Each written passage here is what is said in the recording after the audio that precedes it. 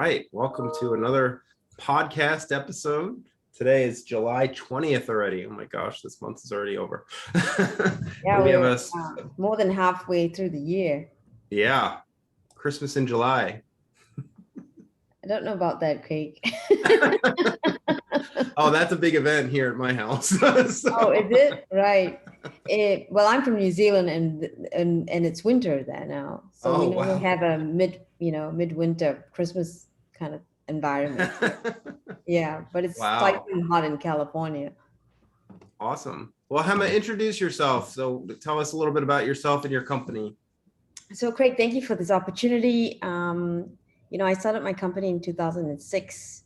It's called Iffel International. I really wanted to build foundations in sales, predominantly using marketing. So sales and marketing. And my tagline is your marketing department, because I felt that companies that didn't have the overheads to invest in a VP of sales and marketing and a team could just instantly get someone and to come in and quarterback the entire sales organization.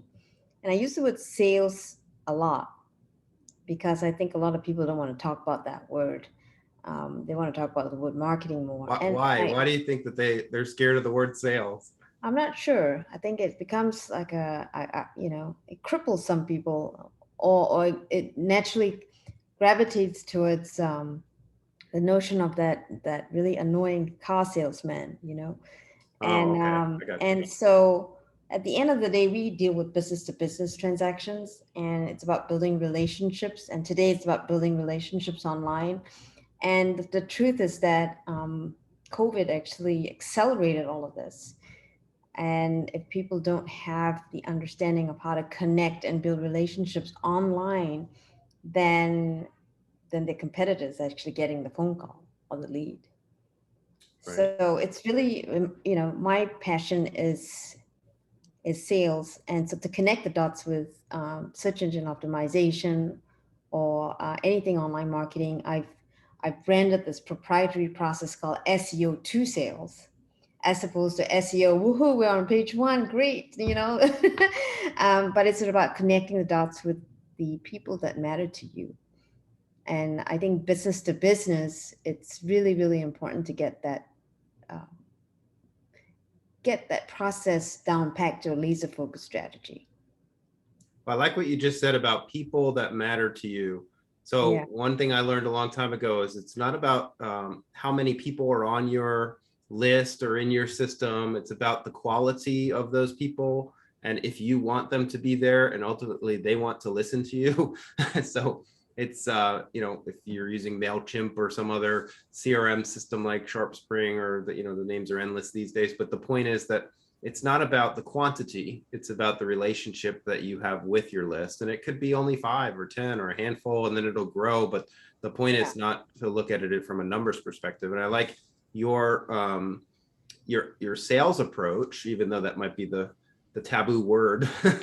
I like the sales because I'm a detail-oriented, results-based person. So I like sales, I like numbers, I like to increase sales. And I'm sure that most people would like that as well.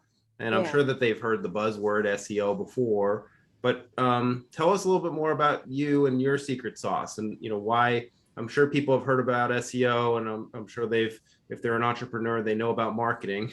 So, why Hema? Why SEO to sales? I'm an academic marketer as well. I mean, I started off that way. And if you look back at the principles of marketing, it's based around the notion of a war game, right? And when in a war game, you've got yourself, and then who you're combating, right?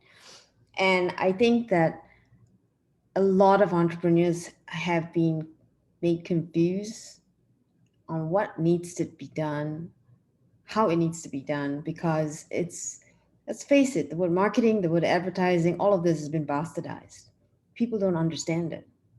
Yeah. People don't understand that just because your friend says Facebook, it doesn't mean that you got to go down the rabbit hole of Facebook for social media. And a lot of people come to me and they say, oh, I just need a website. And the truth is that, yeah, you do need a website today, and it's kind of your ambassador your brand, your messaging, of your people on the internet. But the other notion of the website is that it's your race car that you race on the Google freeway. So if you're not going to invest in a race car that works for you to connect with the right people, then you've shot yourself in the foot. And then if you don't have the formula, and I go back to the car analogy because I think people get it. If you put diesel in a BMW racer, it's just not going to work. So you got to have the right formula for your business to combat the competition. And I think once you get that framework in your head, a lot of other things just fall into place. And I think entrepreneurs are just confused. And they go down one rabbit hole and then they're in that rabbit hole for a long time because online marketing takes a while to get going. And then if you're going down the wrong path or you're hit with different ideas and you're confused, that's 6 months to 12 months you're out of the loop, and a lot of us can't gamble with that. Absolutely. And the other thing too, Craig, is that I believe that online marketing and aggressive SEO or SEM for that matter, paid ads, is just not for everyone. I still believe that that referral marketing has a place for certain businesses, right? Some of us are just not cut out for that. And for example, if I use my business and websites, I do so much more than websites. And if I go head on with just ranking myself for websites, I'm benchmarked against the Wix and the Vistaprints of the world. And that's not what we do. We bring solutions, holistic solutions for companies. And that's why I go back to each case and I ask, what is your core business? What makes you different from your competition? And it's really, really important that before you embark on any marketing campaign, that you hand on your heart, you need to be saying, this is what makes us different. Absolutely, well said. And going back to the website thing, I think a lot of people, they start, especially entrepreneurs, they like to roll their sleeves up. They like to do things themselves first, right? So they try to do things on their own. They might start off with a GoDaddy or a Wix or something and pay the $8 for the domain or whatever, and $8 or $10 a month for hosting, not, just kind of blindly choosing, right? But then they quickly find, okay, they might have a WYSIWYG builder and, to put elements on the web page, but there's really an art to the graphics of a website. And there's also an art to the words that are on the website. And, most entrepreneurs are probably not the best writers, so there's all these other pieces that go to, everybody knows what a quote unquote website is, but all the time and effort that goes into a quality website, it's art, it's words, sometimes less is more, so that's kind of what I think of when you were talking about that. Yeah, and it's not only that. I think from a content writing standpoint, we gravitate as business owners to write about ourselves a lot. Yep. Because that's the path of least resistance. And most websites are all about your business and what you do so well. And if you can just pivot to talking about that ideal connection, the ideal person that you want as a client, and what problems they actually have, then we have emotional engagement. Then we have a connection, because now they can say, oh my God, these people understand me. These people understand what I'm going through, and they can possibly help me. So this I think is a very critical element in website content generation, because a lot of people, it's not a mistake, because it is what everyone does. You start writing and the first thing you can write about is yourself, because that's the part that's the easiest. But empathy is the name of the game here. And it's hard. It's really hard. Well, yeah. And I mean, you can hire somebody just to do the writing part of it too, and to try to, get that different perspective and get it all put together. Yes. Well, yes. I'm sure glad that I met you through, the Provisors business membership that we have together. But tell us a little bit more about, one thing that you were talking about was the ingrown toenail. You know, tell us what that means. And I mean, I know what it means, but tell the listeners how you help that doctor, you know, pretty much explode her practice. Yeah, I think, a lot of, like, I go back to being laser focused and different. And that doctor was a very accomplished surgeon and podiatrist. And she did everything around foot and ankle problems, right? And so when I first met her, I said to her, and I stood at a reception and I said, "What do I get you visible for out in the marketplace on Google, social media?" And and they call in here, you treat them, they pay you, and you make a profit. Well, this was just a foreign question to this doctor, and but she warmed to it. She warmed to that question as a business owner. And on the outside, I thought it was going to be surgery, amputation, cut off a foot, make a few bucks. Nice. And I had but a bad enough image in my head of the ingrown toenail. Now I've got a cut off leg. I mean, you would think, that's major stuff, right? Because it goes through a lot of procedures, and there's a hospital involved, and that's not the profit center for her. It was ingrown toenails. Now, had I, as her marketing person, come in and quarterbacked based on assumptions, surgery, amputations, then I would have done her no favors in growing her Disservice, business, yeah. right? And so when she said ingrown toenails, it helped just declutter all the noise and get into something that was a cash cow for her, because she accepted cash and PPO patients, Medicare as well. And we went and studied every patient psychology when you have an ingrown toenail, from the pain levels, the association of diabetics who if you get a cut, you got to have it treated quickly to avoid gangrene, which leads to amputation. And so a lot of people tend to go to a nail salon to get an ingrown toenail cleaned out, but that's such a wrong thing to do, especially if you're diabetic, because a nail spa is not a medical office, Right. right? So we created content all around this, how patients need to react, how patients need to handle pain when they have an ingrown toenail. And I kid you not, in 3 weeks, the phone started to ring. And because it was cash and PPO and Medicare, now you've got someone who's an expert at ingrown toenails. No 5 hours in a surgical theater. Um, in 6 months, she was cash rich. She opened up a medical foot spa for diabetics. And then during COVID-19, she expanded it into a larger facility. And I think 6 months ago, she hired her second surgeon. Wow. And so this, I know, is about a podiatrist, but the truth is that this methodology applies to all businesses, yours and mine included. Sure.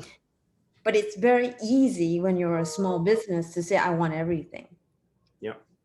Because you don't know which way it's going to go. The problem with that is that the investment in one funnel has to be 100%. So if you got 5 funnels, you better be ready to do 100% of 5 channels. And that's hard for a small business. Well, and that's probably what happens with a lot of small businesses. They start off that way, and then they just don't do it long enough to make it successful, and don't put enough energy into it, and they're spread too thin. Right. Exactly. And I go back to my academic side in marketing, and I did a whole paper and study around competitive advantage. And you do, if you're going to go on price, then go on price and become like a gas station, right? And it's a numbers game. Well, it's At a the race end to of the day. zero. It's a Yeah, quantity game and a race to right. zero. So differentiation and focus is key. And so spending that time up front to really understand what makes you different is super critical. And a lot of people don't realize this, but it's the people that make it different too. So how do you bring up personal branding in all of this? How do you bring up what's different about you to your competition? And a whole raft of things can support that, from reviews to testimonials to case studies. So all of this requires content, and a lot of people, they struggle with that.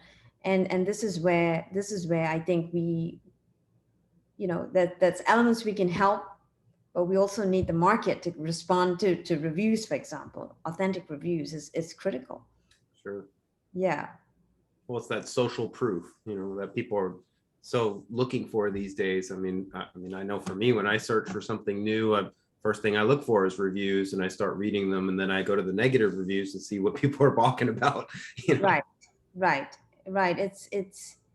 It's a nightmare for all business owners, but It really is, yeah. It's painful. It's painful, and some agencies tend to say we can help you get reviews, but I believe in authentic reviews. Now, the reviews we get, we coach and we nudge and we nurture with our clients. You'll see that people are writing their heartfelt attitude, and that is very different to some robot that's saying yada yada yada, right? And that is where I think makes you even more special in the eyes of someone who doesn't know you. Well, and I think there's, some suspicion that's brought up about perfect too. You don't want to be so perfect that you have all these canned reviews that are 5 stars. I think there's an art to how you respond to a negative review, and how you, publicly show that as, from a customer service perspective, because, Right. You're going to have good customers and bad customers, and you're going to, everybody's not going to be the right fit for you. And you're going to, as a professional, do the best job you can do, but you can't please everybody. But at least if you have that approach and you respond to those reviews that might be negative, and you wash them out with more positive reviews because, it's not natural. And a lot of people, especially entrepreneurs, they're busy. The last thing they want to do is write a review. They might be happy with somebody's service, but it's time consuming to write that quality review, right? Right. Yeah. A bad review is bad, but Yeah. it's also an opportunity for you to rebuttal it and Right. make it right. And if you, there are instances where we've coached our clients when they get a 1-star review, how to reverse that. From a perception standpoint in the marketplace, we turn it into a story in a sense that, okay, this is what happened, and we're committed to making it right. Right.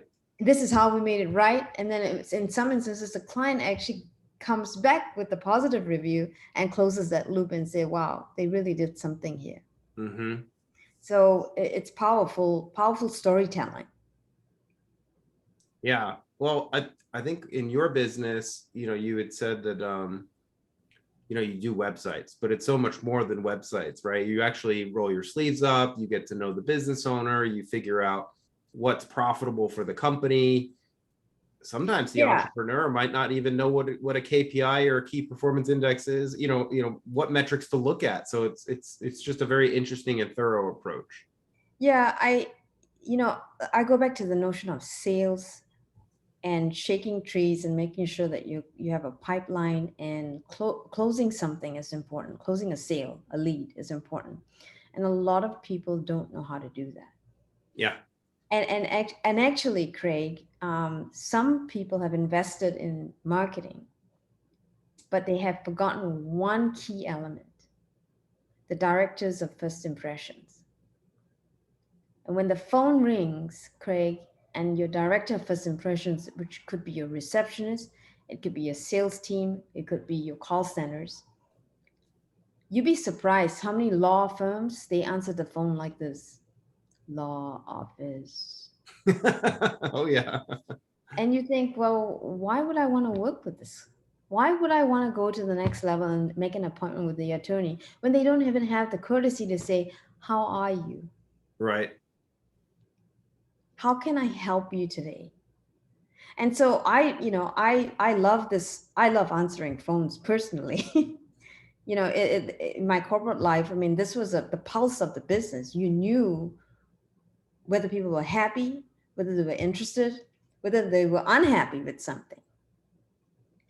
Yeah. If the receptionist didn't pick up on the 3 rings, I would be on the phone straight away. Yeah. That pulse is super critical. The other thing is web leads, when it comes in through the website, if a sales manager doesn't attend to it within 24 hours, we've got a problem. Oh, absolutely. I remember when I used to do the Google AdWords for myself back in 2006. If you didn't answer that like pretty much immediate, you burn the lead. I mean, they've moved on. It's like they go down the list of, they're going to call you, then they're going to call the next competitor and the next competitor. Whoever talks to them or returns their answer is the winner. It's a game. Exactly. Right. So from a business to business standpoint, yeah, some are more international leads and some could be domestic leads. So there's time zones as well. So if it's coming in from the East Coast to the West Coast, they're already 3 hours ahead waiting for an answer. So the anxiety for the answer is 3 hours delayed, right? And so that urgency and that, at the end of the day, Craig, there are two kinds of sales personalities. If I were to categorize them, one is the hunter, one is the farmer. And if you don't have a hunter on your team, then the DNA to be a hunter is not something you can actually inject and foster. You have to be very careful, who you put in that front line. But farmers are easier to find. But for example, if your receptionist is shy, don't think that she's going to become a hunter just with training. Now you're getting into personalities and strength zones of people, and exactly. Yeah, it's tough because at the end of the day, if you're going to invest in all of this SEO to sales, social media marketing, anything like that, you've got to have hunters receiving at the other end, right? And whether it's a law firm, whether it's a medical practice, whether it's a factory that is producing widgets, at the end of the day, you've got to close the sale. You got to catch it first, but then you got to close the sale. Yeah. Well, I think that you help them clearly identify their process if they have one, and then you help them find the gaps in the process. So like in this case, if they paid for ads and they dropped the ball because the person didn't answer the phone so you find the part that's broken in their business, and then you know where to zero in. Right. Exactly. Yeah. And at the end of the day, it's a partnership. So not everyone enjoys this level of detail. Some entrepreneurs want to, just outsource it and not be part of the process. And I personally don't think that works. We do all the heavy lifting. But if for example, we say, your team needs training in how to triage leads, if they're not receptive to that, then there's going to be issues in the sense that we can't perform if it's not a closed loop strategy. Right. Yeah.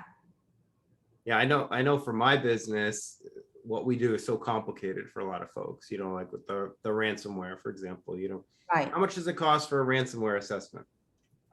I don't know. We have to talk about it. We need to know about their business. We need to know how many locations or how many endpoints do they have, what applications, we have to do a thorough assessment process, much like what you're describing, to figure out, even to scope the job properly, to figure it out, the price. Everybody wants to jump to price right away, but it's not an off the shelf product like Tide detergent.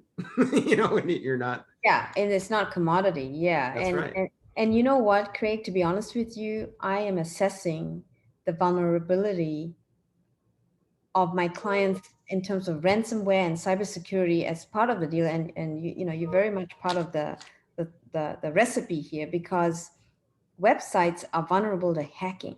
And Absolutely. what people don't realize is that if you don't have a level of protection even on your website, I'm just using websites as an example here, is that all that investment on SEO and the equity you build up can just will just vanish if you get hacked and pulled down. Absolutely. And Yeah, I people mean, don't realize this. We've had many clients come from us that start with GoDaddy hosting and then they get hacked. And Right. they're like, well, I thought GoDaddy was covering that for us. No, if you read what they're doing, that's why it's $9 hosting. They're not doing any security. You have to add your own. And, then we get them into a package, and, depending on what that package is, will depend on the price, but Oftentimes it might be $250, $300 or more per month for hosting, Right.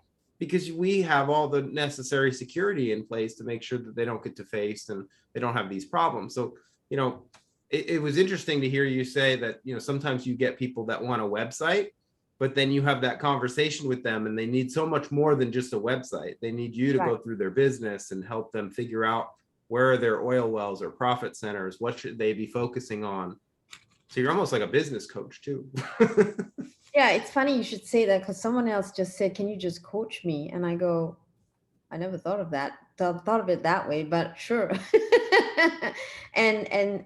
But you know, I want to emphasize this here on this interview, because the security element of anything internet, anything cyber, is an architectural nightmare for some people. Yeah. And I want to urge IT folks who don't understand cybersecurity or ransomware protection that they need to partner with someone like yourself to make it happen, because I think that even small businesses like law firms are getting attacked. Absolutely. Yeah, they And, are. and the cost of it is not just $500, you know, Oh it's no. millions. Oh Yeah. yeah, And it could see someone go into bankruptcy. absolutely. Yeah. So I would, I would like to, you know, the way I look at this is that it's your architecture, right? Your entire architecture of online marketing and security. It has to be hand in hand. you're absolutely correct. Absolutely. I mean, a lot of people, they think of security as the secondary, like, oh, we'll get to that later. It's kind of like backups, right? You know, Prevention, yeah. I bet a lot of your clients, they don't back up their website unless you tell them to. Yeah, the ones that are on our maintenance plan, we do it for them. But I'm saying before they come to you, though, I bet 9 out of oh 10 no, before they come to you are not backing up. They didn't even think about that. they don't even know where the passwords are. Right. Right. And usually it's the same password that they were using for everything else. Yeah, and this is another thing, is that in my world, passwords, we have thousands of them. Oh yeah. And storing passwords is something that a lot of people, you know, they put it on a piece of paper, or you That's know, right. it's crazy how people are just, I guess they, until you're burned, you don't know what that burn feels like. But But see, you could do everything right. And then if you're reusing that password because of some other company that did something wrong that got hacked, and you're reusing that password, that's how you get hacked. right, So you're right. I mean, a lot of people, it starts with passwords and hygiene, right? You know, and the quick fix to that is get a good encrypted password manager and store your passwords there. right, And then once you get organized in that process, harden the security of that with a token technology, which is a hardware technology that makes it more secure. So a hacker right, can't hack your long password, you know, because that's the big fear, right? Oh, I don't want to put my passwords on my computer because then somebody will hack my computer and get all my passwords. Right. Which there's ways to mitigate the risk. But the point is that moving away from using the same password for different things is much more secure. yes, And then also adopting what's called trustless technology that doesn't even require a password in the first place is even better, because then you right. don't have to worry about a password for that particular technology. Yeah. So I think, Craig, I think the work that you do is super critical in business risk mitigation, and protection. I mean, the bleed. I mean, what would you estimate a bleed would be on a law firm if they get hacked with the Most will go ransomware? out. Most will go out of business. Oh, great. Okay. I mean, I think the latest statistic is like if you've had a breach, I think it's crazy. It's like 9 out of 10 go out of business. And so the investment, though, like for a small law firm per year, would be to protect themselves from going out of business, would be what with your service? I mean, it depends on the size of the law firm and the complexity, but I mean, it could be let's say it's five people in the law firm, a really small law firm, might be $10,000-$20,000. You know, it could be less, Oh, could be more. It just really depends on the complexity of their model. Some small law firms are more complicated than a 50-person firm. So it just really interesting. kind of depends. But it's Right. all about layers. I always talk about layers when I do Yeah. speaking engagements. The more layers that if you have at your house, you might have an alarm system, you might have a sign, you might have taps on the windows, you might have cameras, you might have a dog. All those things I call layers. The more layers you have, when a criminal is profiling your house, because it does happen, they're looking at your house and they're like, oh, I see a sign. I see cameras all over the place. Complexity. I don't want to break into that house. That's going to be, I look at the neighbor, it's all dark. There's nothing there. The neighbor's the one that's going to get hit. It's the same thing with hackers. Oftentimes they're smart and lazy, and they're using programs and automation to scan the networks to find their low-hanging fruit. So if you harden your business and you have your data protected from ransomware and you keep it encrypted and you keep it offline or separate in a trustless bucket, then the ransomware hackers, they can't get at your data, so they can't hold your ransom. Now, there are different levels of ransomware. So if you have complexity and your business model maybe has a server at that law firm and it's running Time Matters or Time Slips or Clio or some other law firm software that's popular, and that server were to get breached, well, now you've got other problems. You've got the business application that no longer works because that server's locked up. But then you've also got the investigation or forensic investigation that needs to be done. Did the hackers take anything and exfiltrate it out? Because sometimes what they're doing is they're stealing intellectual property and they're saying, oh, we've got all this intellectual property on you. We're going to release it to all your competitors and put it on the dark web unless you pay us $10 million or whatever it is, right? Tell me more about this dark web, Craig. The dark, mysterious web. Yeah. How do you even get in there, So you get in there with, it's called the onion router or Tor. So most people, so you can't, so Google and popular surfing of the web is much different on the dark web. There's no, the websites don't come up in a Google search engine, for example. They're all anonymized. If you remember back in the day, remember when Napster was really popular? Mm-hmm. And then there were peer-to-peer applications. Do you remember the application? This is dating myself now, but do you remember the application called Kazaa? No. Okay, so that was an application that came out shortly after Napster, and it was a peer-to-peer program that you would put on your computer, and it was a way that you can share music files with other people, but there was no central server. That's what Napster did wrong. There was a central server and the feds shut them down, right? So it's kind of like this segues into cryptocurrency. So decentralization of a server, in this case, a peer-to-peer, is how the dark web works. So if your information is posted on the big bad dark web, it's peer-to-peer, meaning others that join the pool can get to it through the Tor browser or the onion router. And you can download Tor browser on your desktop or your phone even, and you can search these .onion or dark web websites. And my point is that there's no central server to go after. That's why it's this mysterious place. And a lot of people will buy or sell drugs on there and do other illegal activities because it's anonymized. So you're typically using a VPN and you're creating these peer-to-peer connections. And you can't get caught?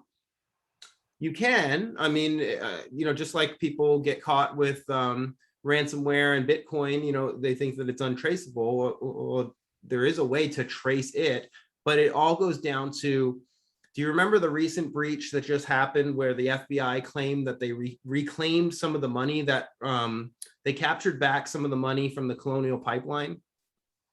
Well, yeah, but I don't understand how they would do something like that. Yeah, so it wasn't that the FBI did something amazing. I mean, the FBI is great, and I like the FBI, but I'm on the good side. But my point is that the hackers made a mistake. Okay, what the hackers did, the hackers were stupid. What they did was they took the Bitcoin, they went to an exchange like Kraken or Coinbase, wherever, right, and then they exchanged the Bitcoin for fiat, for currency. Well, the FBI was smart, okay? Kudos to the FBI, because they were already sitting at the exchanges waiting for the hackers to cash out. Interesting. So had the hackers never cashed it out or cashed it out outside of where the FBI was looking, they wouldn't have gotten caught. Right. So they got caught because they cashed out their money at an exchange that was monitored by the FBI, and that's how they were able to capture the funds back. Right.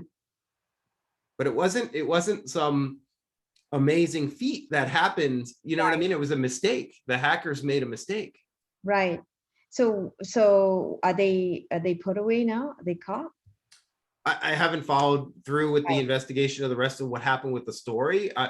If they are, then great. But the fact of the matter is that they, the dark side hacker group, the one that claims credit for it originally, yes, they also said, oh, we're going to go under, we're not going to do this anymore. We feel bad. Well, I mean, come on. The reality of the situation is they're going to reform their group as a different name because they were exposed, right? So now they're going to come up and that's what they've done. I mean, we're dealing with nation states and we're dealing with countries that are investing billions of dollars in cyber. And that's why all these companies are getting hacked, because they don't have all of the essential building blocks of cybersecurity and good hygiene. That's why ransomware is such a bad problem right now. Right. Right. So this whole crypto thing, I mean, I love the blockchain theory, and I think that's the way of the future. We've been, hooking up websites to receive payments as a payment portal. Yep. 5 years ago, I was in this and went to see mines and understand how crypto is generated and all of that. Fell in love with it. But what's your take on the security standpoint for companies to embark on crypto payments? Such a loaded question. So many moons and years ago, I bought a domain called blockchainsecurity.com because I saw the future of, wow, we're going to have a lot of blockchain adoption, but once again, nobody thinks about security until later, right? Yeah, So right. How do we secure all this stuff? So I'll tell you a little story. When a lot of people were mining and still are mining Bitcoin, right? Everybody wants to mine Bitcoin now because the price is depressed, right? Yes. So they're buying these miners, and that's why NVIDIA and all the big graphic cards, you can't buy anything. Everything's out of stock, right? Well, long story short, people are buying ASIC miners on the market, paying inflated prices. I did this years ago, back in 2017, because I wanted to learn how to mine and I wanted to go through the process. Well, what I'm getting at is, again, you're getting the public or the techies to figure this out, do it on their own, right, in their garage or wherever. But again, security is they're not security experts. So when they set this stuff up, they might use the same password that they used when they got breached or something. So then what happens is the hackers will break in to the miner and change the destination blockchain address of where the mining proceeds go to the hackers. So that happens all the time right now. Right.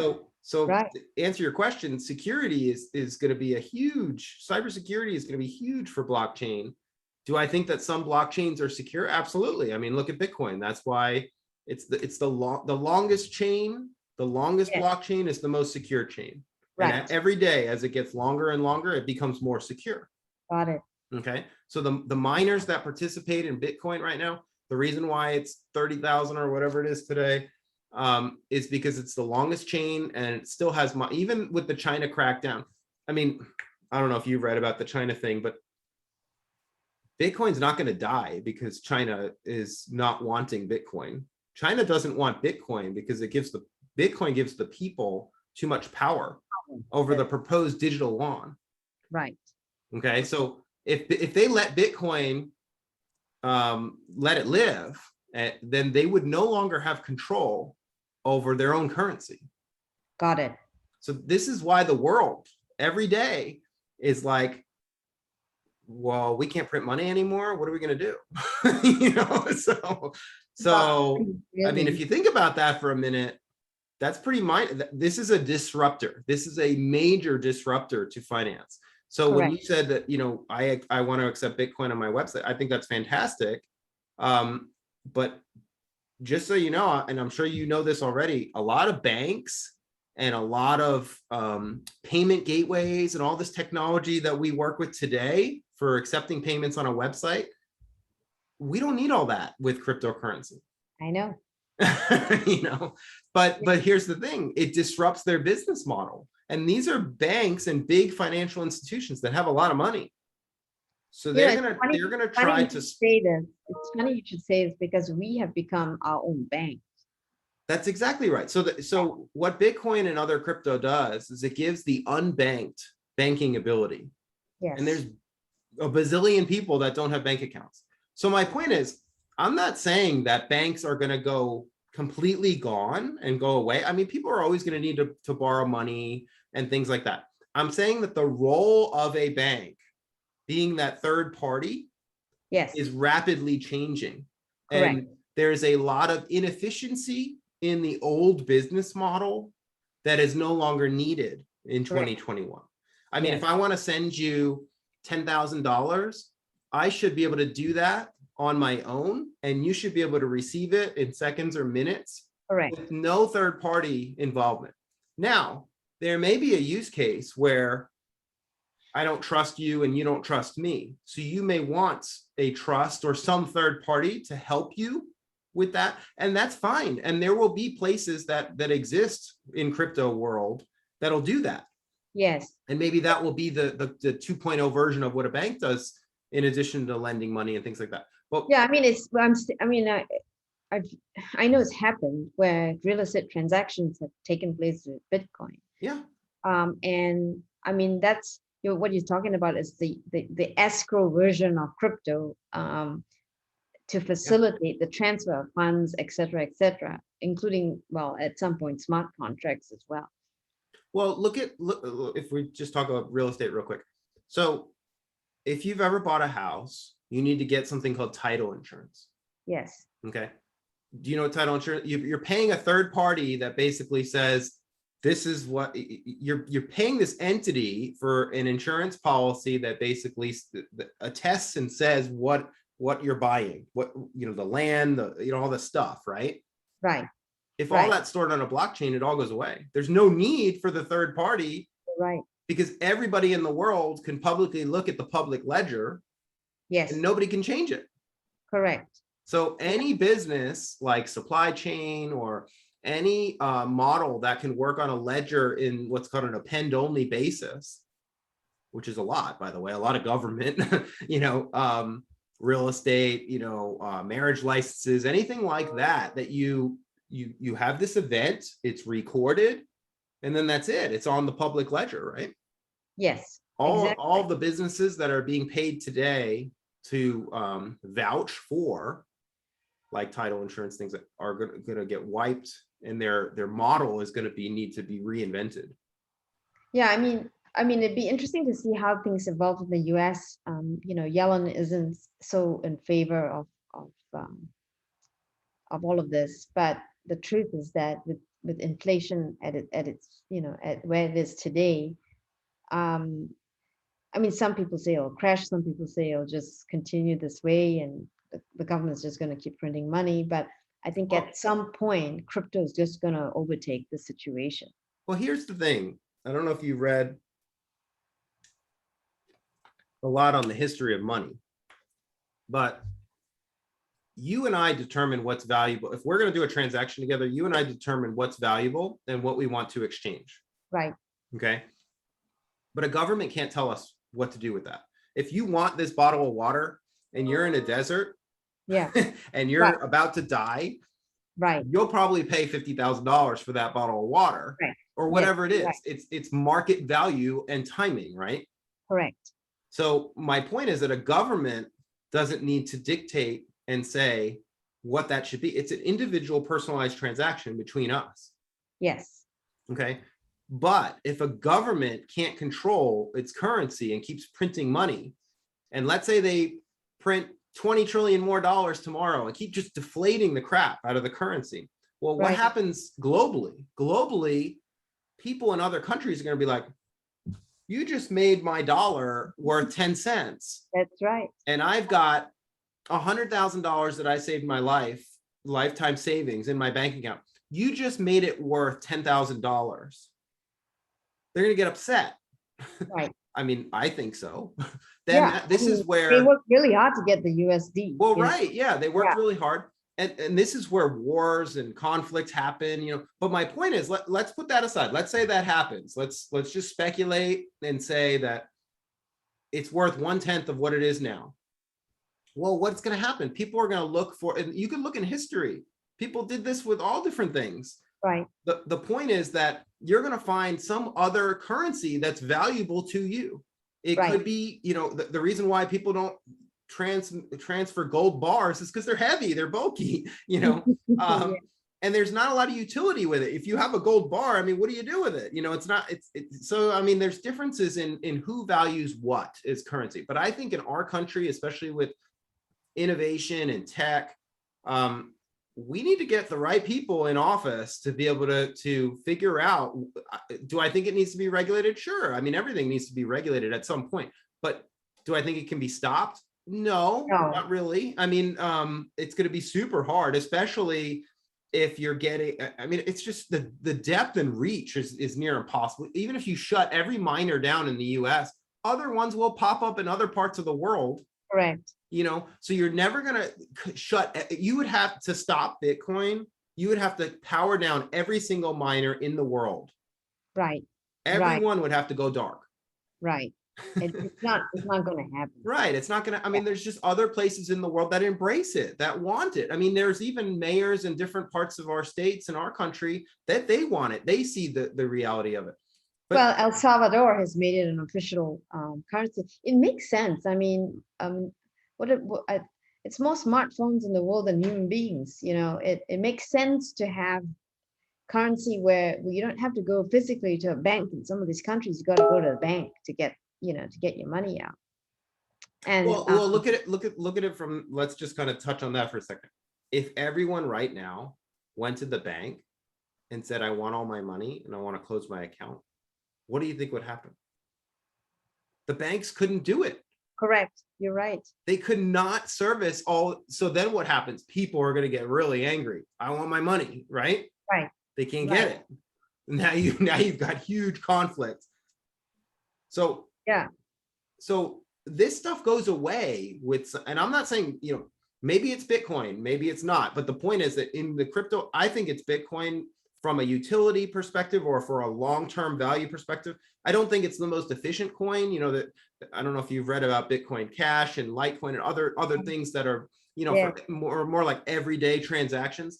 My point is though, that Bitcoin's fixed supply makes it scarce and valuable.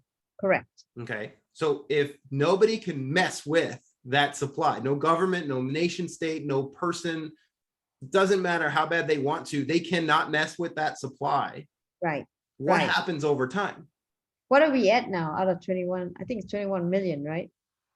Well, it used to be, I think it was 21 or 22 million. But here's the other thing. A lot of people lost their passwords. I know there's so many that have gone missing. So the supply is actually a lot less. I think the usable supply is probably less than 18 million. Right. So if there's only 18 million of these things, and we've got billions of people on Earth, there's not enough to go around. Right? Yeah. So based on theory and scarcity, what you're saying is that at some point that value has to shoot up. Exactly. Yeah. And I do think that there's always going to be use cases for exchange of, you may want to change that Bitcoin to Ethereum, or you might want to swap it for fiat, or, there's going to be, again, different types of money or forms of money mean different things to different people, right? So if you want to buy something from a business and they find that they need Ethereum, they're going to accept Ethereum, but there's ways to flip this stuff, right? I have to tell you something, and you, I think the music to it. Yes, I have a doctor client. He's a surgeon, a vascular surgeon, and he has decided to differentiate himself by being the first doctor in his area, in this region, to accept cryptocurrency, and he loves Dogecoin, thanks to Elon Musk. Awesome.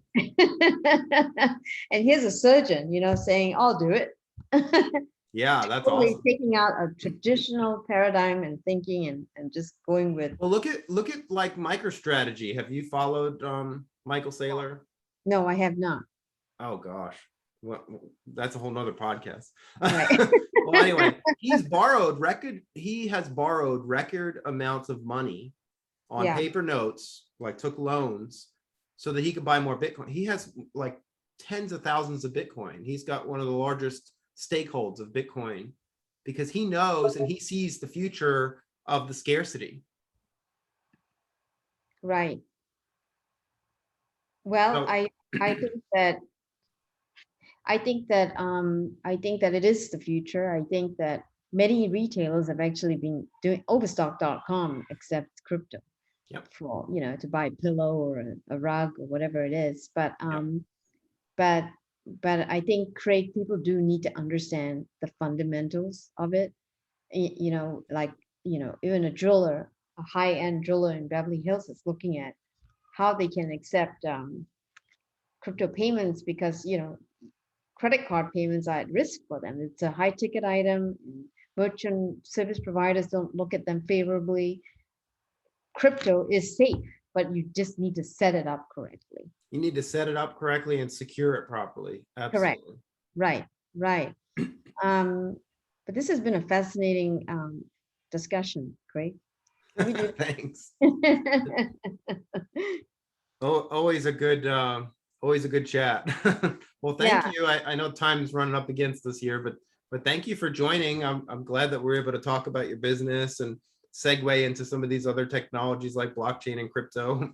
I really do believe that there is a future for it. And I think at some point, businesses are going to want all the documents, all the HR folders, all on the blockchain. It makes sense. So it's interesting that you say that. So Saya coin is another coin that I like. It's an altcoin, of course. On the Saya network, it's a Web 3.0 technology. You can store data on the blockchain through Saya's network. So if you think about that for a minute, if you stored your critical data on a blockchain and it's append only, ransomware can't get to it. They can't steal it. They can't take it from you. Wow. Right. There you go. I'll leave you with that to think about. Let's do another one of these. Yeah. Absolutely. I need to look at Siacoin. In fact, you've mentioned this a few times to me. I haven't done it yet.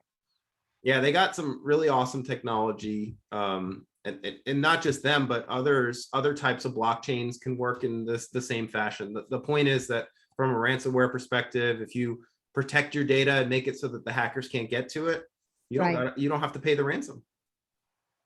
Wow. I'll be darned. Well, thank you, Hema. I appreciate it. Craig will be in touch. Awesome. Thanks. Thank you.